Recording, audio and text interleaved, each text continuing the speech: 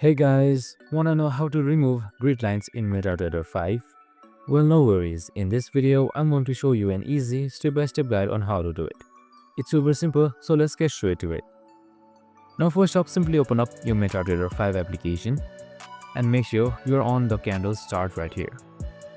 Now, we cannot directly remove grid lines, but we can change color of it to make it invisible. So simply select anywhere in the middle of charts. And right here you can see this adjust icon. Simply click on it. Now scroll down or delete the colors right here. Click on it again and right here select green right here. Now if you are on dark mode or if your theme is on dark mode, select black. And if your theme is on light mode, select white right here. Since mine is dark, I'll select black. Now just select save and go back, and there you have it. Your grids has been successfully hidden and removed in MetaTrader 5. I hope this video helped. If it did, make sure to like, subscribe and tune in with us for more of these videos. See you in the next one.